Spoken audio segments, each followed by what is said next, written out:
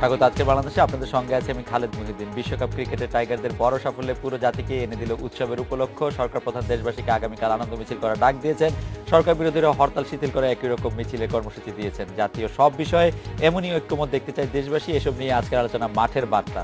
কথা বলতে স্টুডিওতে আছেন সুপ্রিম কোর্টের আইনজীবী সমিতির সাবেক সম্পাদক সম রেজল করিম, আছেন বাংলাদেশ মানবাধিকার বোর্ডের সভাপতি অ্যাডভোকেট ডক্টর মোহাম্মদ শাহজাহান এবং জাপা চেয়ারম্যানের উপদেষ্টা ব্যারিস্টার শামীম আহমেদ পাটোয়ারি। জনাব সম রেজল করিম, আমি বাংলাদেশ টিমের আজকের পারফরমেন্সের জন্য আমি নিজে খুবই আনন্দিত এবং আমরা অভিনন্দন পেতে চাই মাশরাফির নেতৃত্বে বাংলাদেশের সব খেলোয়াড়কে, বিশেষ করে একজন খেলোয়াড় যার কথা আজকে বলতেই হয়, সে রুবেল হোসেন শেষ দুটি উইকেট এবং মাঝখানে আরো দুটি উইকেট পেয়ে বাংলাদেশের জয়কে অনেক সহজ করে দিয়েছিলেন।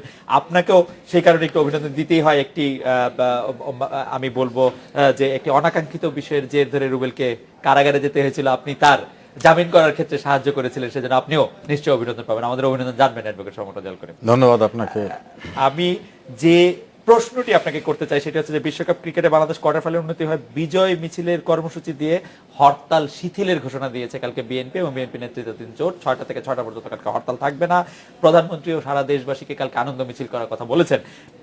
বিএনপি বা তাদের নেতৃত্বাধীন জোটের এই সিদ্ধান্তকে আপনি স্বাগত জানাবেন, তাদেরকে ধন্যবাদ দিবেন কিনা? অনেকদিন পরে আমরা দেখলাম যে হরতাল শিথিল করার কথা বিএনপির পক্ষ থেকে বলা হচ্ছে।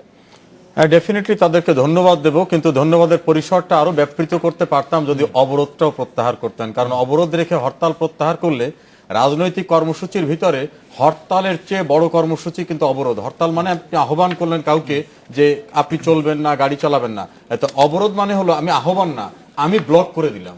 তো সেই বড় কর্মসূচিটাকে রেখে শুধু হরতালটাকে প্রত্যাহার করলেন। এক, দ্বিতীয় হচ্ছে একটা খেলার আনন্দ উচ্ছ্বাসের সঙ্গে ডেফিনেটলি আমরা সকলে একমত হব যে জাতির একটা মনোজাগতিক উৎকর্ষ বিধানের জায়গাটা, কিন্তু আমাদের শিশুদের, আমাদের শিক্ষার্থীদের, আমাদের ভবিষ্যৎ প্রজন্ম যারা, তাদের পরীক্ষার দিনের মতো গুরুত্বপূর্ণ দিনগুলোতে হরতাল প্রত্যাহার না করার যে জায়গাটা, আমি আশা করব যে বিএনপি ধীরে ধীরে উপলব্ধি করবেন যে আনন্দের ভাগ আমাদের অনাগত ভবিষ্যৎ রচনা যারা করবে তাদের জন্য প্রশস্ত করার জন্য অন্তত পরীক্ষার দিনগুলোতে তারা হরতাল অবরোধ প্রত্যাহার করবে। অ্যাডভোকেট ডক্টর মোহাম্মদ শাহজাহান, আপনি নিশ্চয়ই জানেন যে হরতাল প্রত্যাহার করা হলো আগামীকালের যে নির্ধারিত এসএসসি পরীক্ষা তা কিন্তু আর হচ্ছে না।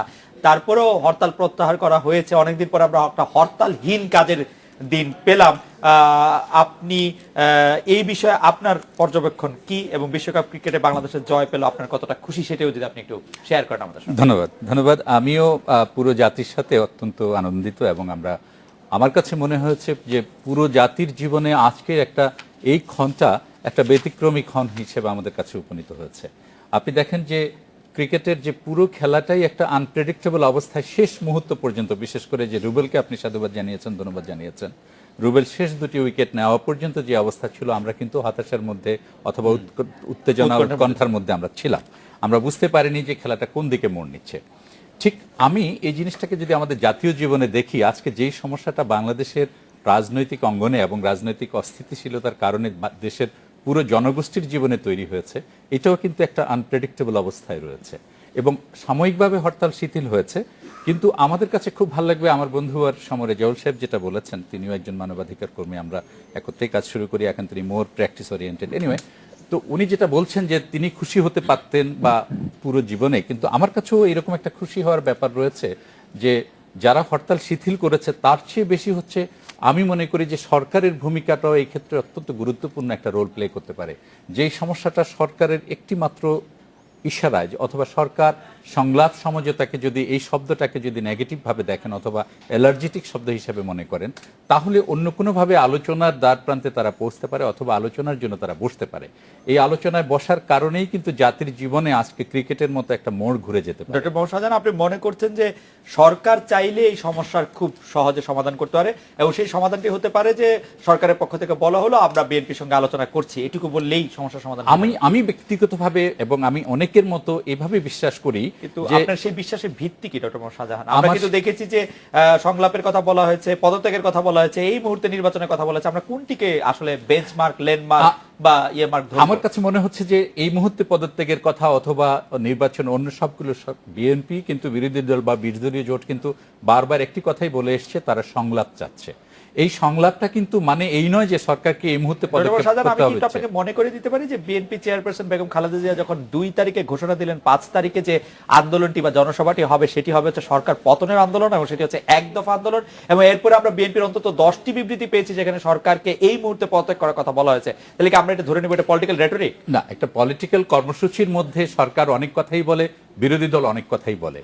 এই তার মানে বিরোধী এটা দল ঠিক এবং বিরোধী দলের সরকার ঠিক এই মুহূর্তে চাওয়া না যে সরকার পদত্যাগ করুক। না, সরকার পদত্যাগ করুক এটা কিন্তু চাওয়া নয়, সে কথাটি নয়। সরকার তারা যে আলোচনার কথা বলছেন, সংলাপের কথা বলছেন, এটাই কিন্তু একটা কাঙ্ক্ষিত জায়গায় তাদেরকে নিয়ে যাবে। যে আমি মনে করি যে তারা সরকারকে পদত্যাগের চেয়ে যে সংলাপ যেটি চাচ্ছেন সেটি অনেক মিনিংফুল এবং আমার মনে হয় যে আপনার বক্তব্য আপনি পরিষ্কার করেছেন। আমি ব্যারিস্টার শামীম আজাদ পাটোয়ারি আপনাকে জানতে চাইবো যে অনেক ধরনের ক্ষেত্রে, অনেক ধরনের সমস্যার ক্ষেত্রে জাতীয় ঐক্যের উপর জোর দেওয়া হয়েছে, জোর দেওয়া হচ্ছে। আমরা কোনো জায়গায় জাতীয় ঐক্য দেখতে পাচ্ছি না। জাতীয় ঐক্যের জায়গায় শুধু ক্রিকেটই আমাদেরকে নিয়ে আসতে পেরেছে। প্রধানমন্ত্রী বলছেন আনন্দ মিছিল করতে, বিএনপির পক্ষ থেকে বলা হচ্ছে আনন্দ মিছিল করার জন্য হরতাল বন্ধ। তো ক্রিকেট ছাড়া আর কোথাও জাতীয় পর্যায়ে আমরা কোনো ঐক্যমত্যের জায়গা কি দেখতে পাই আসলে? না, এখনো দেখতে পাচ্ছি না। তো ক্রিকেট টিমকে অভিনন্দন। যখন আমরা রাজনীতিবিদরা ঐক্যহীনতা, অসহিষ্ণু রাজনীতি করছি, দেশের ইমেজকে, ব্র্যান্ডিংকে দিন দিন তলানিতে নিয়ে যাচ্ছি, যখন বাংলাদেশ ব্র্যান্ডেড হচ্ছে as country of drama queens or battling begums, ঠিক সেই মুহূর্তে তারা এমন একটা ইভেন্ট আমাদেরকে দিল যে আমরা মাথা উঁচু করে বলতে Riya's I M A Bangladeshi. তো এটা তাদের অভিনন্দন অবশ্যই। এছাড়া অন্য বিষয়গুলোতে যে বিষয়গুলো আমরা ঐক্য বা একটি ঐক্যের সূচনা দেখতে চেয়েছিলাম, ঠিক সেরকম কোনো সম্ভাবনা এখনো আমরা দেখছি না আপাত দৃষ্টিতে। এবং এমন একটি সময় আমরা পার করছি যখন জার্মানিতে 9 মাস ধরে কিন্তু বাংলাদেশে জার্মানির কোনো হাই কমিশনার নাই। সো তারা এখন বাংলাদেশের ব্যাপারে ইন্টারেস্ট কমিয়ে দিচ্ছে। তারা হাই কমিশনার অ্যাম্বাসেডর হবে, স্যার, অ্যাম্বাসেডর নাই। এবং অন্যান্য অনেক দেশগুলোই ভিজিট ভিসা অনেক স্কুইজ করে দিচ্ছে এবং ভিজিট ভিসা অনেক ক্ষেত্রে জমাই নিচ্ছে না। এমন কয়েকটি, ইটালি 3 মাস ধরে জমাই নিচ্ছে না, খুব নমিনাল। তো এইরকম একটি ইমেজ সংকটের সময়ে আমরা অবশ্যই ক্রিকেটের এটাকে অনেক বড় অ্যাচিভমেন্ট মনে করি। এটা আমাদের রাজনীতিবিদদের জন্য একটা শিক্ষাও কিন্তু।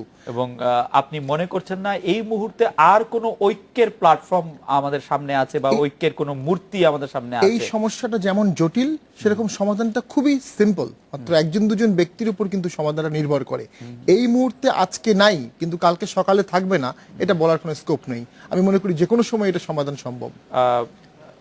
অ্যাডভোকেট শওকত রেজাউল করিম নিশ্চয়ই অনেকগুলি বিষয় মনে মনে রেখেছেন, বিশেষ করে ডক্টর মোহাম্মদ শাহজাহান যেগুলি বলছিলেন সেগুলি ব্যাপারে নিশ্চয়ই আপনি আলোকপাত করবেন। কিন্তু আমি আপনাকে অনেকদিন ধরে চিনি অ্যাডভোকেট শওকত রেজাউল করিম, আপনি আইনের পক্ষে একটি সাংঘাতিক ঝান্ডাধারী লোক। কিন্তু আপনার কাছে কি মনে হয় বিশেষ করে এইচএম এরশাদের বিভিন্ন বক্তব্যের ব্যাপারে আমি ব্যারিস্টার শামীম আজাদ পাটোয়ারিকে জিজ্ঞেস করব, কিন্তু আইন কি জনাব এরশাদের ব্যাপারে আসলে ঠিক মতো চলছে? এরশাদ সাহেবের মামলাগুলির কি অবস্থা আসলে, এবং কেন এই অবস্থা হচ্ছে? মানে কেন এই মামলাগুলি রং পাল্টায় বছরের পাল্টানোর সঙ্গে সঙ্গে, দিন পাল্টানোর সঙ্গে সঙ্গে, সময় পাল্টানোর সঙ্গে সঙ্গে? কি মনে হয় আপনার? দেখুন, এরশাদ সাহেবের মামলাগুলি সম্পর্কে আমি বাইরের থেকে যতটা পর্যবেক্ষণ করেছি, আমার কাছে মনে হয়েছে এই দীর্ঘসূত্রিতাটা অনাকাঙ্ক্ষিত। এই দীর্ঘসূত্রিতার নেপথ্যে অন্য কিছু থাকতে পারে, এটা আমার কাছে মনে হয়। না হলে অনেক মামলা, অনেক গুরুত্বপূর্ণ মামলা চূড়ান্তভাবে নিষ্পত্তি হয়ে যাচ্ছে। বড় বড় মামলা, এরশাদ সাহেবের যে মামলাটাকে আমি ছোট করেই যদি না দেখি, বড় করেই দেখি, সেই মামলাগুলি নিষ্পত্তি না হওয়াটা কাঙ্ক্ষিত না। এই ক্ষেত্রে ডিপেন্ড করে প্রসিকিউশনে যারা থাকেন, ডিফেন্সে যারা থাকেন, তাদের একটা সমন্বিত জায়গায়। বিশেষ করে প্রসিকিউশন যখন কোনো মামলাটাকে দ্রুত নিষ্পত্তির জন্য প্রয়োজনীয় পদক্ষেপ গ্রহণ না করেন, তখন কিন্তু বিষয়টা লিঙ্গার করে। মানে হুসেইন মোহাম্মদের সাথে মামলাগুলির ক্ষেত্রে কি এটি একদমই রাজনৈতিক প্রভাবে মামলার কার্যক্রম পরিচালনার একটি ক্লাসরুমে পাঠ্য বিষয় হতে পারে কিনা? আমি ঠিক ওইভাবে মনে করি না। অনেক রাজনৈতিক নেতা, হোসেন মোহাম্মদ এরশাদ শুধু একা নয়, অনেক রাজনৈতিক নেতা নেত্রী এবং প্রভাবশালী ব্যক্তিদের অনেকের মামলা কিন্তু দীর্ঘসূত্রিতার ভিতরে টিকিয়ে থাকে। মামলাটা তার স্বাভাবিক গতি পায় না। এ কারণেই কেউ রাজনৈতিক কারণ এর অজুহাত নিয়ে মামলাটাকে স্টে করে রাখেন, কেউ রাজনৈতিক কারণে অন্যকে হয়রানি করতে হবে এ কারণে মামলাটা দীর্ঘসূত্রিতা করেন। সবকিছুর ভিতরে সুস্থ বিচারিক প্রক্রিয়াটা স্বাভাবিক গতিতে চলে বলে আমার মনে হয় না। আর ডক্টর মোহাম্মদ শাহজাহান যেটি বলছিলেন, যে উনি বলছিলেন যে মানে সরকারের মাত্র কিছুটা সদিচ্ছা, যে সরকার যদি বলতো যে আমরা এই বিষয়টা নিয়ে আলোচনা করতে চাই বা এটি একটি রাজনৈতিক বিষয়, এটি নিয়ে আসলে সমাধান করা উচিত, তাহলেই আমরা আসলে এই দুর্বিষহ সময়ের মধ্যে দিয়ে যেতাম না। এই ব্যাপারটার সাথে আমার বন্ধু ডক্টর শাহজাহান তার দৃষ্টিকোণ থেকে কথাটা বলেছেন। আমার ধারণা তিনি বিএনপি কে রিপ্রেজেন্ট করছেন না তার দৃষ্টিকোণ থেকে। বিএনপির চূড়ান্ত কথাটা হলো আর কোনো দাবি নেই, একটা দাবি, শেখ হাসিনা সরকারের পদত্যাগ, তার পতনের দাবি। 48 ঘন্টার ভিতরে পদত্যাগ করতে হবে, না হলে দেশ ছেড়ে পালাবার সুযোগ পাবে না। 75-এর 15 আগস্টের চেয়ে ভয়াবহ ঘটনা ঘটবে। এই জাতীয় বক্তব্যগুলো এবং সাম্প্রতিক সময় তাদের যে প্রেস রিলিজের ভাষা, সেই ভাষার পরে তো সংলাপের স্বাভাবিক জায়গাটা তারা রক্ষা করেনি। কোনোভাবে সংলাপের মধ্য থেকে কোনো সমাধান হবে, এটা তাদের যে অ্যাটিটিউড, তাদের যে বক্তব্য, এগুলোর ভিতর থেকে আমার কাছে মনে হয় না। তার অন্যতম একটা দিক আমি বলি, রাজনীতিতে একটা সুস্থ জায়গা সৃষ্টি করার জন্য সংলাপ অনিবার্য। আমি মনে করি যে কোনো ভয়াবহ অবস্থার সংলাপ হতে পারে, কিন্তু কর্মকাণ্ড এবং আচার-আচরণের যে গতি, আপনি দেখুন সাম্প্রতিক সময়ে যে ঘটনাটা আবিষ্কৃত হলো, যে প্রধানমন্ত্রী পুত্র সজীব অজয় জয়কে অপহরণ করা এবং অপহরণ করার পরে কি হতে পারে এর বলার অপেক্ষা রাখে না। সেই ঘটনায় সম্পৃক্ততা পাওয়া গেল বিএনপি নেতাদের। বাংলাদেশে ধরুন 2004-এর 21 আগস্ট শেখ হাসিনাকে হত্যার প্রচেষ্টা, 10টা কাস্টমার, অনেকগুলো ঘটনা প্রবাহ নিয়ে আমি বলতে পারি যে টার্গেট, কর্মকাণ্ড এবং বক্তব্য আর পাশ থেকে আসা বক্তব্য কিন্তু সামঞ্জস্যপূর্ণ না।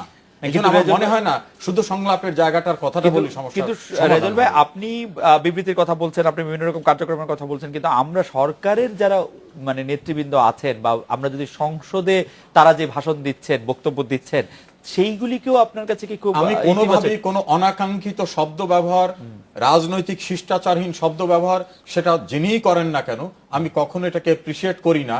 শব্দ ব্যবহারের জায়গাটা একটা, খালেদ মহিউদ্দিন, আর একটা হলো কৃতকর্মের মধ্য দিয়ে যে ভয়ঙ্কর ভয়াবহ ঘটনা সৃষ্টি, সেই বিষয়টাকে কিন্তু এক জায়গায় আনা যাবে না। তার মানে এই দুইটাকে আপনি আলাদা করে আলাদা হবে ডেফিনেটলি। ডক্টর মোহাম্মদ শাহজাহান, আপনি নিশ্চয়ই এই বিষয়ে একটু আলোকপাত করবেন। আমি একটু আপনার কাছে প্রশ্নটা একটু জুড়ে দিতে চাই যে বিএনপি জোর টানা অবরোধ হরতাল করছে, আগামীকাল শিথিল করা হয়েছে মাত্র, কিন্তু হরতাল অবরোধ থাকছে, এটা তাদের সাংবিধানিক অধিকার, এটা আপনি বলছেন, কিন্তু আপনি একজন মানবাধিকার কর্মী হিসাবে কি মনে করেন এতে জনগণের সাংবিধানিক অধিকার কতটা রক্ষিত হচ্ছে?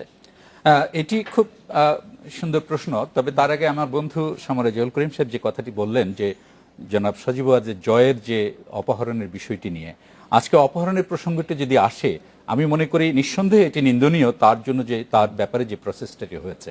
কিন্তু বাংলাদেশের যে মানুষগুলো গুম খুন অপহরণের শিকার হয়েছে, অসংখ্য মানুষ, এবং আপনি নিশ্চয়ই জানেন যে গুম খুন অপহরণের নেচারটা এখন অনেক চেঞ্জ হয়েছে, এবং মানুষের হত্যাকাণ্ডের নেচারগুলো চেঞ্জ হয়েছে। আমরা কিছুদিন আগে কি দেখেছি, যে পুলিশ ধরে তাকে 4 জনকে নিয়ে তারা বলছে যে এরা গণপিটুনির শিকার হয়েছে, কিন্তু তাদের সবার শরীরে অসংখ্য গুলির চিহ্ন পাওয়া গেছে। তো এখন যে ইদানিং কথা এসছে যে ট্রাক চাপা দিয়ে হত্যা করা হচ্ছে, কে বা কারা করছে, এগুলো তো দেশবাসী সবাই উদ্বিগ্ন হয়ে অপেক্ষা করছে। আমার বন্ধু হাইকোর্ট থেকে 2 স্টেপ পাশে গেলেই প্রেস ক্লাবের সামনে অসংখ্য মায়ের কান্না, স্বামী হারা স্ত্রীর কান্না, সন্তানের কান্না। আমি সেটাতে আসছি, আমি বার্ন ইউনিটে যাব। আমরা সেই কান্নাগুলো যেমনি সবার কাছে অত্যন্ত কষ্টের এবং হৃদয় বিদারক, তেমনি আজকে সজীব ওয়াজেদ জয়ের ব্যাপারে যদি এরকম কোন স্টেপ কেউ নেয়, সেটাও আমাদের কাছে খুব উদ্বেগের, আতঙ্কের, এবং আমরা সেটাকেও সমালোচনা করি এবং সেটাকেও আমরা সহ্য করছি না। আবার যেটা উনি বার্ন ইউনিটের কথা বললেন, মানবাধিকার কর্মী হিসাবে আমরা বার্ন ইউনিটে গিয়েছি, এই সমস্ত বার্ন ভিকটিমদের জন্য যতটুকু সাহায্য প্রয়োজন ছিল বা যেটুকু আমরা পেরেছি সেটা করেছি। কিন্তু সবচেয়ে বড় কথা হচ্ছে আমরা সেখানে দাঁড়িয়ে শান্তির সপক্ষে মাননীয় প্রধানমন্ত্রীর কাছে 10 লক্ষ টাকা করে পরিবার প্রতি দেওয়ার জন্য, আপনি নিশ্চয়ই জানেন, federation of Bangladesh human rights organisation থেকে এই দাবিটা করা হয়েছে। এবং আমরা প্রত্যেকটা জিনিসের সাথে আমরা এই যে কোনো সংঘাত সহিংসতার বিরুদ্ধে আমাদের অবস্থান। আপনি বিচার বহির্ভূত হত্যাকাণ্ডের কথা বলছেন, আমি আসলে বিচারপতি হাবিবুর রহমানের যে এই বইটি আছে, যে বাংলাদেশের রাজনৈতিক ঘটনাপঞ্জি, সেইখানে কিন্তু আমি দেখতে পাচ্ছি 2002 সালে অপারেশন ক্লিন হার্ট শুরু হওয়ার পর থেকে যে পরিমাণ বিচার বহির্ভূত হত্যাকাণ্ড হয়েছে প্রতি মাসে বা প্রতি বছরের, যদি আপনি হিসাব, নিশ্চয়ই আপনার কাছে আরো বেশি ভালো করে হিসাব আছে, তার থেকে কি আপনি আসলে সংখ্যাতাত্ত্বিক হিসাবে এটি দেখাতে পারবেন যে গুম খুন অপহরণ বিচার বহির্ভূত হত্যা সবগুলিও যদি আপনি যোগ করেন, সেটার চেয়ে কি কোনো অংশে বেড়ে গেছে? আমি যদি আপনাকে এই বিষয়টা এভাবে বলি যে কোন রকম বিচার বহির্ভূত হত্যাকাণ্ড কিন্তু আমাদের কাছে গ্রহণযোগ্য নয়। কিন্তু তখনকার আপনার নিশ্চয়ই মনে আছে, র্যাব যখন কিছু কিছু শীর্ষ সন্ত্রাসীদের ধরে তাদের হত্যা হয়েছিল র্যাবের হাতে, যেমন আপনি পিচ্চি হান্নানের কথা যদি ধরেন, সেই সময় কিন্তু মানুষ মিষ্টি বিতরণ করেছে। আজকে কিন্তু মানুষ আতঙ্কের মধ্যে আমরা একজন রয়েছে। মানবাধিকার কর্মীর কাছে অবশ্য এই কথাটি না শুনলে আমাদের কাছে ভালো লাগে যে মিষ্টি টিতরণের না না কথা, না, এগুলি সবই আমি আমি বলেছি যে সেই সময় মানুষের দৃষ্টিভঙ্গি দেখেন, এবং আজকের মানুষের দৃষ্টিভঙ্গি দেখেন, কিন্তু অনেক আলাদা। দেখেন, বিচার- সেই সময় হয়তো দু একটি ঘটনাকে তারা সেভাবে দিয়েছে যে শীর্ষ সন্ত্রাসীদের বিরুদ্ধে গিয়েছে যাদের আতঙ্কে মানুষ ছিল। আজকে কিন্তু অনেক সাধারণ মানুষের কিন্তু এই সেনাবাহিনীর ঘটনা হয়ে দায়িত্বশীল যাচ্ছে। কর্মকর্তা ক্লিন হার্ট সম্পর্কে বলেছেন তাদের পোশাক দেখে লোকে ভয়ে ভয়ে হার্ট অ্যাটাক করছেন। তো সেই ক্ষেত্রে আমরা অবশ্য একটা বিরতি নিচ্ছি ডক্টর মোহাম্মদ শাহজাহান। বিরতির পর ফিরে এসে আপনি যদি এটি বলতেন, জনগণের সাংবিধানিক অধিকার টানা অবরোধ এবং হরতালে কতটা রক্ষিত হচ্ছে, কতটা ক্ষুণ্ণ হচ্ছে একজন মানবাধিকার কর্মী হিসেবে, এটা আপনার বিবেচনাটা কি, আপনি যদি একটু ছোট করে বলতেন, তারপরে আমি